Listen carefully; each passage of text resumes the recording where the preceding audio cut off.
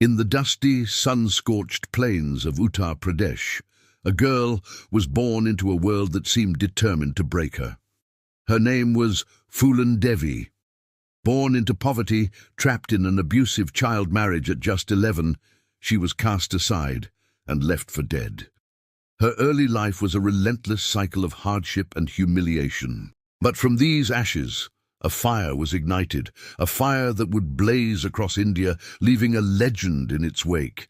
This is the story of the woman they called the Bandit Queen. By the age of 17, Phoolan's life took another violent turn.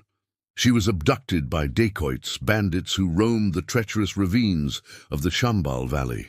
Here, in this lawless land, she wasn't just a victim, she was a survivor. She learned to navigate the harsh terrain, not just of the valley, but of human cruelty. She learned to wield a rifle, to command respect, and to fight back against a system that had tried to crush her. The girl who was once forgotten was forging herself into a leader. The Chambal Valley became her kingdom, and the bandits her army. But her past was a shadow that followed her relentlessly. After suffering a final brutal betrayal and assault, her pain transformed into an unyielding quest for justice. Phoolan Devi declared war, not on a nation, but on every single person who had wronged her. She hunted them down with a single-minded determination that struck fear into the hearts of the powerful. Her name became a headline in 1981. Phoolan led her gang into the village of Bemai, the site of her most profound torment. She lined up the men who had brutalized her and, in an act that would define her legacy, delivered her own form of justice. The Bemai massacre was a shockwave. To the government, she was a dangerous criminal, India's most wanted. But to the poor, the downtrodden, and especially to women who had suffered in silence, she became a symbol.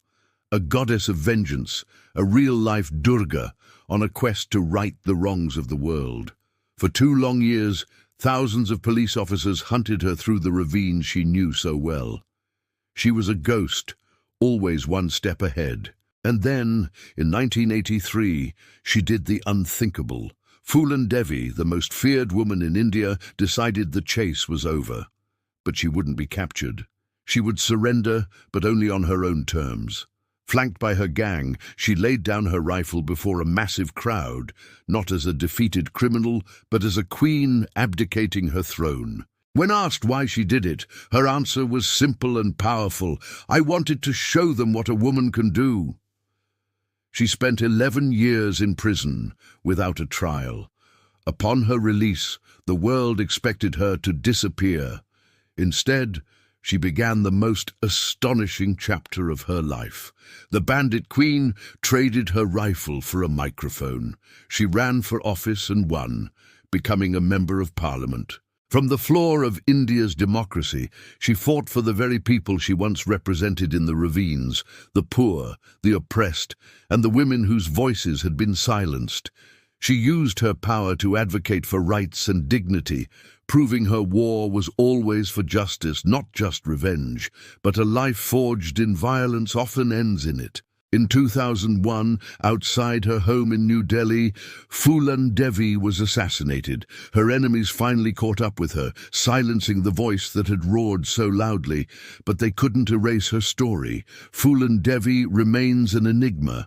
Was she a ruthless killer or a righteous avenger? A terrorist or a revolutionary? Perhaps she was all of those things. But above all, she was a testament to the indomitable will of a woman who refused to be a victim, who rose from the dust to challenge an empire, and in doing so became a queen in her own right. Her legend is a reminder that history is not always written by the victors, but by those who dare to fight back. Thank you so much for joining us on this incredible journey. If you were moved by Phoolan Devi's story, please hit that like button and subscribe for more tales of history's most fascinating figures. We'll see you in the next one.